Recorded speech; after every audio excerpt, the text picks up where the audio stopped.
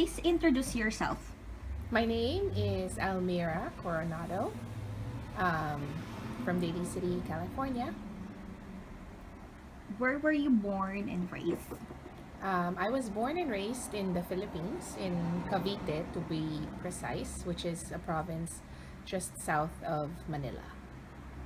Do you have any siblings? If so, how many? I do have two older brothers.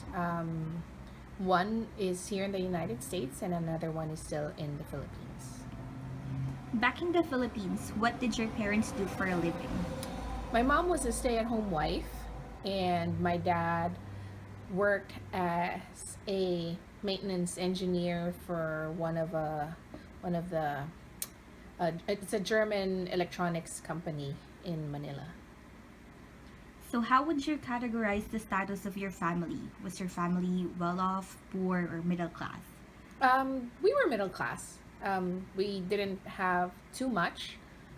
We just had enough um, for a few luxuries here and there. When did you migrate to United States? We migrated to the United States in October 1997. So that was almost 20 years ago. At what age did you move to the US? I was 17 when we moved to the United States, 17 years old. How were you able to immigrate? Did someone petition you? Yes, my grandfather, who was also petitioned by my aunt. So when my aunt became an American citizen, she petitioned for my grandfather, and then my grandfather petitioned for all of his sons um, to come to the United States. What thoughts, ideas, or expectation about America were in your mind before migrating? Just the stereotypical United States. I read a lot of Sweet Valley High. So my expectation, being 17, I knew I was gonna go back to school. So my expectation was it was gonna be a school like the school that I read about in Sweet Valley High. But when I went to Jefferson High School,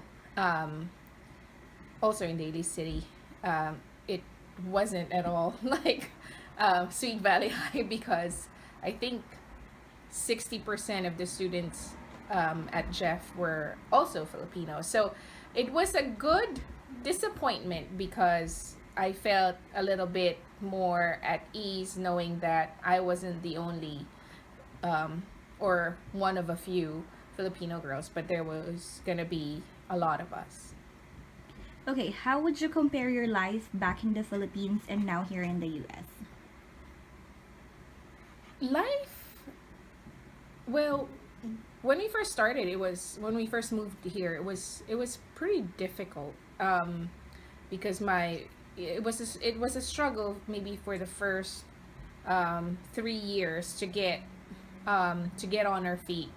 Um, but after that initial struggle, um, things turned for the better. I graduated from college, got a good job. Now I'm married, and my husband works full time, and I have my own business. So things are doing well for us. Okay, so what connection, if any, do you still maintain with your home country? Do you still have family back home? How do you still maintain those relationships?